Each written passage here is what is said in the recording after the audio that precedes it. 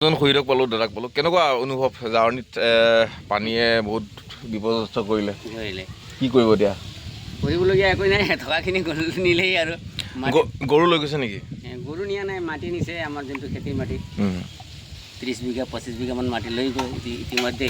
এজন মানুহৰ 30-25 বিঘা মাটি যদি লৈ যায়, কি মানুহজনৰ মনত কি ধৰণৰ এটা সুখ থাকিব? তথাপি আশা এটা আছে মানুহৰ, মানে জাৰ্ণিবাসীৰ এই দুৰ্দশা এটা আছে। অলপ ভাল হৈছে, প্ৰগ্ৰেছ হৈছে।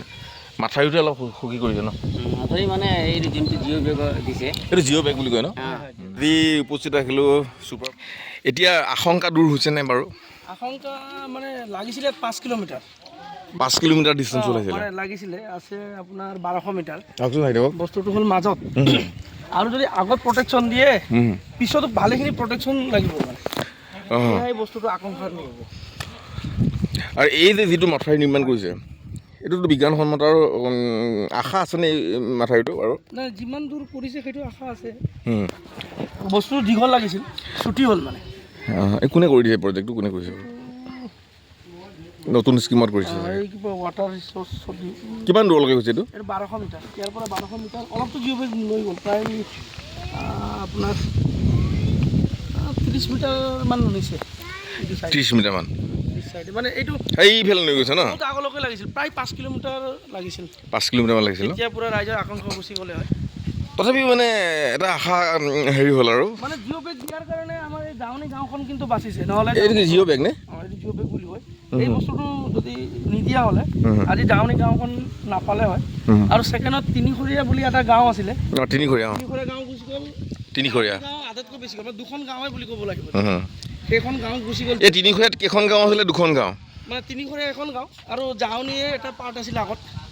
এতিয়া যিমান গাঁও বাচিছে তাতকৈ অধিক মানুহ তাত আছিলে। আমি যেতিয়া সৰুতে আহিছিলোঁ, ৰাস্তাটো এই মাজে আছিলে। মাজে মানে এনেকা আপুনি এনেকা গৈ এইটো মাথাউৰি দিছে, এনেকা পুৰা লগ হৈছিলে মানে। আৰু স্কুলখন পাৰত আছিলে। স্কুল মানে মাজত, 2 গাঁৱৰ স্কুলটো মাজত আছিল।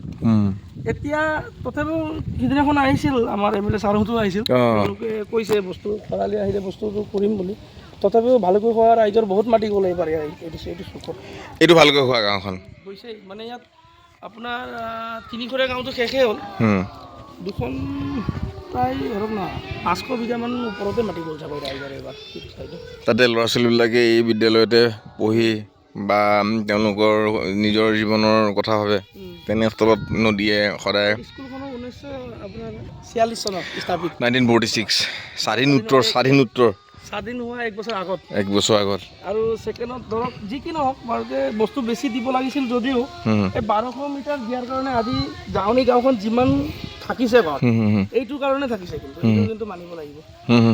আৰু বস্তুটো বেছি দিয়া হ'লে ভালকৈ হোৱা ৰাইজৰো বস্তু বাচিলে হয়, বা এইটো চাইডেও বাচিলে। আগতো অলপ সোমাইছে কিন্তু। এতিয়া ইয়াত এই যে আমি যে লেআউটটো দেখালোঁ, কিমানখিনি ঘৰ আছে? কিমানখিনি এচিএলভি থাকিব? মিনিমাম পাৰ্মানেণ্ট ঘৰ আপোনাৰ 86 আছে এতিয়া। অনলি 86?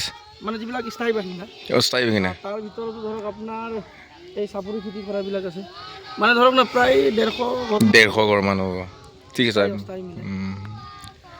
মানে ক'ব গ'লে পুৰা বিহুগুৰি মৌজাৰ ভাত খোৱা মানে মেইন ভাতঘৰে এইটো ক'ব লাগিব গোটেই চাপৰি অঞ্চলত। যেতিয়ালৈকে সম্পূৰ্ণ বান প্ৰটেকশ্যন নহয়, তেতিয়ালৈকে আকাংক্ষা ৰাইজৰ থাকিবই। এইখন মেঘালয়ৰ পাহাৰ ন? বুঢ়া পাহাৰ ৰূপ। আচ্ছা, এই নদীৰ ৰূপটোলৈ ভয় লাগে নে কেতিয়াবা আপোনালোকৰ? পুৰা ভয় লাগে। কাৰণ ব্ৰহ্মপুত্ৰৰ বিভিন্ন ৰূপ আছে, ৰহস্যবাদী ব্ৰহ্মপুত্ৰ নদ। কেনেকুৱা ধৰণৰ হঠাৎ আশংকা কৰি দিয়ে ৰাতি শুই থকাৰ অৱস্থাত বা ল'ৰা ছোৱালীখিনি থকা অৱস্থাত? মানে এনেকা লাগে আপোনাৰ ৰাতি এনেকা আৱাজ দিয়ে সময়ত, মানে কি কোনোবা দিন, চব দিনে নিদিয়ে, কোনোবা দিন এনেকা আৱাজ দিয়ে জানো চাই জেগাটোৱে নাথাকিব নেকি, এনেকা এটা অনুভৱ এটা হয় আমাৰ। মানে মাছ যদি ভয়ানক শব্দ দিয়ে, ভয়ানক ঢৌ খেলা, তেতিয়া আমি ভাবোঁ যে গোটেইখিনি শেষে কৰিব নেকি। কিন্তু মানে আগৰ পৰা আমি সৰু পোৱালি অৱস্থাৰ পৰা যেতিয়া পাই আহিছোঁ এই জেগাতে জন্ম, যেতিয়া আমি অলপমান এটা অনুভৱ হৈছে যে নদীয়ে মাজে সময়ে এনেকা আৱাজ এটা কৰে, সেই বুলিয়ে মনটো অলপ শান্তি কৰি থাকোঁ আৰু। এতিয়াতো অকণমান আপুনি স্বস্তি আৰু শান্তিত আছে? এতিয়া বহুতখিনি এই আপোনাৰ 1200 মিটাৰ যেতিয়াৰ পৰা মানে বান্ধিলে এইখিনি জেগা, 1200 মিটাৰ বান্ধিছে ন? 1200 মিটাৰ বান্ধিছে।